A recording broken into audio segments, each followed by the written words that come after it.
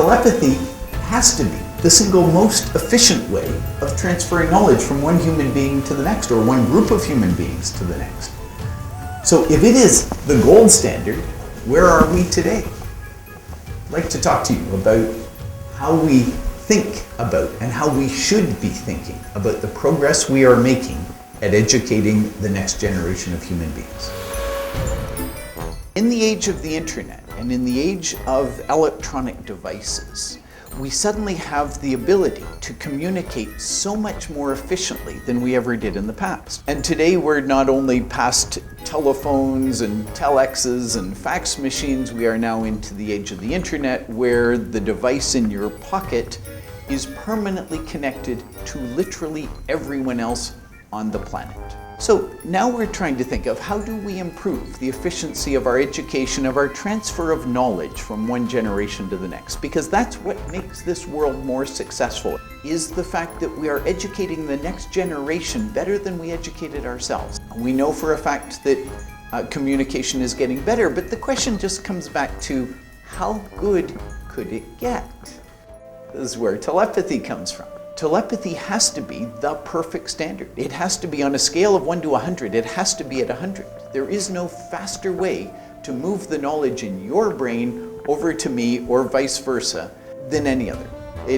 Telepathy is it. So if telepathy is at 100%, what's the efficiency of writing a book out in longhand, typing it up, laying it out in typefaces, printing it on 10,000 copies of a book, putting them in a warehouse, and delivering those books, again, by Pony Express around the world. This is where the telepathy standard becomes very important, because what we're trying to do is we're not trying to make publishing or education 10% more efficient or 20% more efficient. We have the opportunity in the age of the internet, in an age where every person on the planet is connected to everyone else on the planet.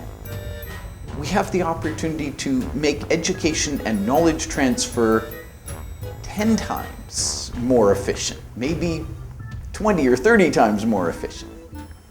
So the telepathy standard allows us to start thinking in a more liberal way about how you think about books and what we should be doing with all of these e-book readers, and how we should be creating open marketplaces. Why do we have traditional publishers who reject 19 out of 20 books that come their way?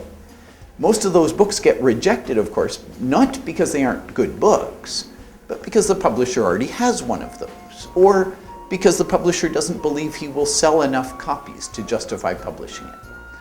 What if in the age of the internet, everyone who has a degree of expertise in a field, no matter how specialized, has the ability to bring that knowledge to market? And then taking that idea of expanding the number of titles available by several orders of magnitude, and giving you the ability not just to learn about digital cameras, but now to learn about digital cameras of taking pictures of the night sky. And maybe not just books of taking pictures of the night sky, taking pictures of the night sky when there's a full moon. The degree of specialization, the volume of knowledge that is possible to transmit. And now with the internet being able to deliver books or content more efficiently than ever before, we can now get your knowledge to everyone on the planet who has an interest in your knowledge instantly for a small fraction the price of what it would have taken to produce a paper-based book and deliver that book to your audience. So in an age of the internet, in the age of electronic devices, I would argue we have the opportunity today, in the next 5 years, to take our measurement, our goal, from 2% of the efficiency of traditional publishing to 20%. 20% out of 100, if telepathy is the standard that we're holding ourselves accountable to, is just the first step on this really very exciting journey that all of this technology is going to make possible for us.